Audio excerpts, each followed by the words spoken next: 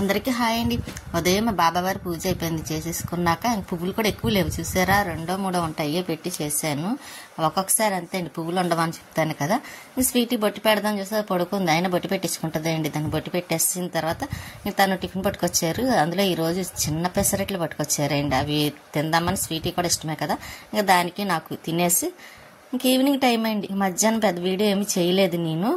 ఇంకా evening time కుళాయి వస్తుంది కదా, అప్పుడు మోటార్ వేసి పైకి వచ్చాను. పైకి వచ్చి వస్తే మొక్కకి ఇవి చూస్తే చాలా రోజులకి, ఇక్కడికి వచ్చిన చాలా రోజులకి ఈ మందారం పెద్దది పూసింది. లేకపోతే చిన్నవి పూయడం, లేకపోతే మానేయటం. అటువంటిది 2 మొగ్గలు వచ్చినాయి అండి. చాలా హ్యాపీ అనిపించింది. అందరూ మన చెట్టు పూసిన పువ్వులు వస్తే మరీ హ్యాపీగా ఉంటుంది కదా. ఇంకా ఇటు పక్కనే పువ్వు కోసేసాను, మా మొగ్గ మాత్రం వదిలేసానులేండి. ఇంకా ఇక్కడ చూద్దామని వాకింగ్కి వెళ్తారు కదా, చూపిద్దాం చూస్తే ఈలోపు ఇవి కనిపించినాయి, నాచు గులాబీలు. సరే అవి కూడా మీకు చూపిద్దాం కదా అని ఇంకా అక్కడ చూసారా, వాకింగ్కి టైం అయింది. కొంతమంది అదేండి అప్పటికి వెళ్ళిపోయినట్టున్నారు. నేను పైకి వచ్చేసరికి లేట్ అయింది. అందులో కొంచెం టైం లేట్ అవుతే రారు కదా, వెళ్ళిపోతారు కదండి. ఇంక ఈ మొక్క చూసారా, చెన్నై మొక్క గాలికి పడిపోతుందండి, అసలు ఉండట్లేదు. మళ్ళీ దాన్ని సరి చెయ్యాలి. ఇంకా కొంచెం మందు ఉంటే మొక్కలకి పువ్వులు సరిగ్గా పూయట్లేదు కదా, వేద్దామని.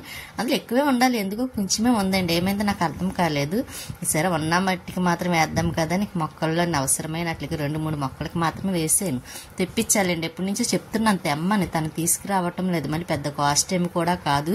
ఇంక ఈ మొక్క చూసారా, పెద్దది వైట్ ఫ్లవర్స్ అస్తమాను పడిపోతూ ఉంటుంది. అస్తమాను కాదు, రోజు పడిపోద్ది. నేను వచ్చి దాన్ని తీయటం, మళ్ళీ సరి చేయటం. ఆ పువ్వులు ఒకటి ఉన్నాయి, కొయ్యాలి. ఇవేమో మొగల చెట్టు కదండి, మొగల పువ్వులు చాలా స్మెల్ వస్తుంది, చాలా బాగుంటున్నాయి కూడా. ఈవినింగ్ టైం వస్తాయండి, ఆ స్మెల్కి అవి చక్క విచ్చుకున్నప్పుడు బెల్ల స్మెల్ వస్తుంది, చాలా బాగుంటుంది. ఇంకా కిందకు వచ్చేసాను, అవన్నీ చూసుకొని ఇంకా నెత్తల్లోనే ఎండు రొయ్యలు పట్టుకొచ్చారు. ఇంక సరే అవన్నీ చేసి ఒక బాక్స్లో వేద్దాం కదా అని ఇంకా కూర్చున్నానండి. అవి ఫస్ట్ ఎండు రొయ్యలు చేద్దాం కదా అని అందులో ఇవి పెరుగు డబ్బాలు చూసారా, మనకు బాగా యూజ్ అవుతున్నాయి, ఏవో ఒకటి వేసుకోవడానికి. చక్కగా ఫ్రిడ్జ్లో పెట్టుకోవడానికి కూడా బాగుంటున్నాయండి. ఖాళీ ప్లేస్ కూడా ఎక్కువగా అక్కర్లేదు కూడా, చక్క చిన్న ప్లేస్ అయితే సరిపోద్ది. అందుకే నేను ఇవి ఇలా పెట్టి ఇందులో వేసేసి ఇంకా తర్వాత ఫ్రిడ్జ్లో పెట్టేస్తాను. ఇంకెన్ని రోజులైనా పాడవకుండా ఉంటాయి కదా, మనకు కావాల్సినప్పుడు ఇంకా తీసి రెడీగా చేసుకోవడానికి వీలు ఉంటుంది, చేసేసి ఉంచితే. అదే మామూలుగా అలా ఉంచేసామనుకోండి అప్పటికప్పుడు అంటే కుదరదు. అందులో నేను అలా వంట కూడా లేట్గా చేస్తాను, ఆ కంగారులోనే ఇవి అప్పటికప్పుడు చేయాలంటే అవ్వదు. అందుకే ఏది తెచ్చినా సరే ఇలా ముందు చేసి రెడీగా ఫ్రిడ్జ్లో పెట్టేసుకుంటాను. మనకు కావాల్సినప్పుడు ఈజీగా తీసుకొని వంట చేసుకోవడానికి ఉంటుంది కూడా. కానీ చాలా టైం పడుతుందండి ఆ ఎండు రొయ్యలు చేయటానికి. కానీ నేను మాత్రం ఎండు రొయ్యలు తినండి, నెత్తల కానీ ఎండు రొయ్యలు పెద్ద ఇష్టం ఉండదు. పచ్చి రొయ్యలు కూడా నేను తినను, చాలా తక్కువ తినడం, 1-2 తింటాను తప్ప అంతకన్నా ఎక్కువ తినను. ప్రాన్స్ బిర్యానీ కానీ అదైతే అసలు ఇష్టమే ఉండదండి నాకు. ఇంకా చికెన్ బిర్యానీ అయితే ఇష్టంగా తింటాను, కానీ మటన్ బిర్యానీ కానీ ప్రాన్స్ బిర్యానీ అయితే అసలు ఇష్టం ఉండదు. కానీ తనకి ఇష్టం కదా, అందుకోసమని తను తెచ్చుకుంటే అవి రెడీ చేస్తుంది అనమాట. మనకి ఎప్పుడు కావాలంటే అప్పుడు వంట చేసుకోవడానికి వీలుగా ఉండడం కోసమని. కానీ చాలా టైం పడ్డదండి అవన్నీ ఒలిచి చేసేసరికి. అందులో కొంచెం ఎక్కువే కదా, కాకపోతే చూడడానికి ఎక్కువలా కనిపిస్తాయి. మనం అన్ని చేసి ఓ డబ్బాలో వేసుకుంటే కానీ తెలియదు, కొంచెమే కనిపిస్తాయి. అలాగే లైక్ చేయండి, షేర్ చేయండి, సబ్స్క్రైబ్ చేసుకోండి. మీ సపోర్ట్ ఎప్పుడు మాకు ఇలాగే ఉండాలనుకుంటున్నాను. కొత్తగా చూసి వాళ్ళైతే లైక్ చేసి సబ్స్క్రైబ్ చేసుకోండి.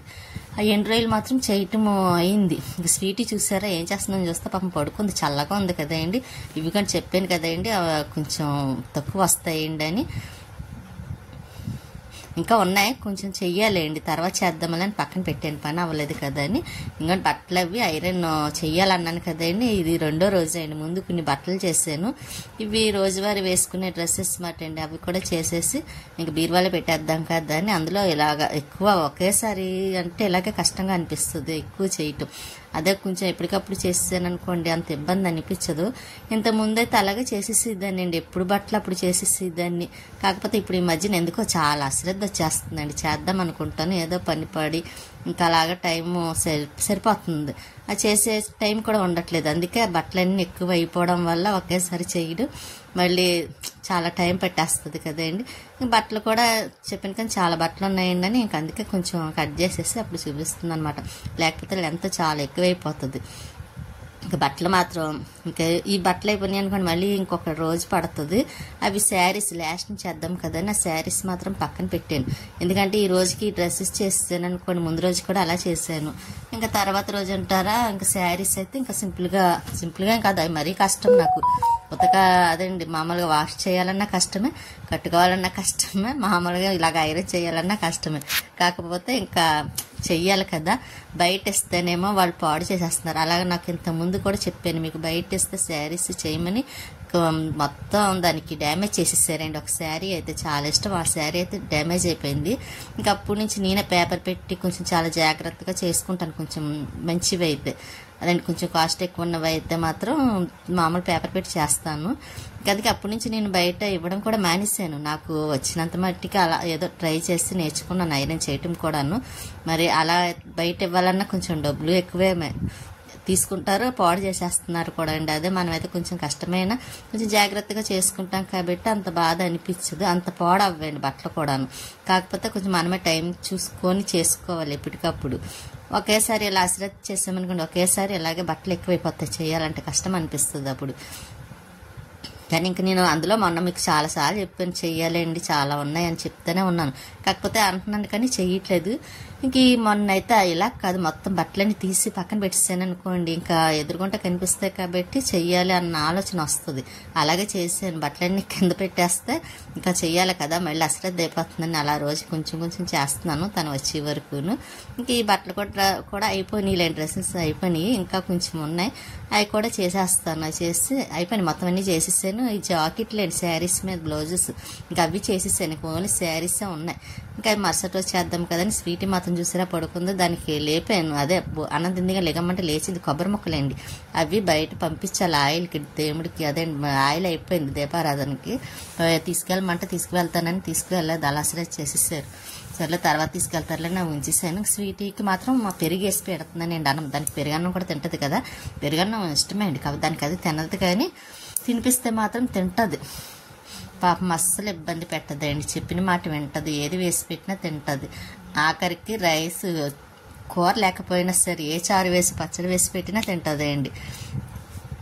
అందుకే అంత ఈజీగా ఉంటుంది మాకు స్వీటీతోని. బయటికి వెళ్ళినా మార్నింగ్ వెళ్ళామనుకోండి నైట్కి వచ్చేస్తే పర్వాలేదు, లేకపోతే ఏడుస్తుంది తప్ప ఆ రోజంతా బాగానే ఉంటుంది, దానికి అలవాటే. ఇక్కడైతే కొంచెం ఇది అక్కడ అపార్ట్మెంట్ దగ్గర అయితే బాగా అలవాటండి, ఎందుకంటే ఎప్పటి నుంచో అది చిన్నపిల్లప్పుడు వచ్చింది. ఇంక తర్వాత ఈ మధ్యకాలం వరకు అక్కడే కదా ఉన్నాము, అందుకే అక్కడ బాగా అలవాటు దానికి.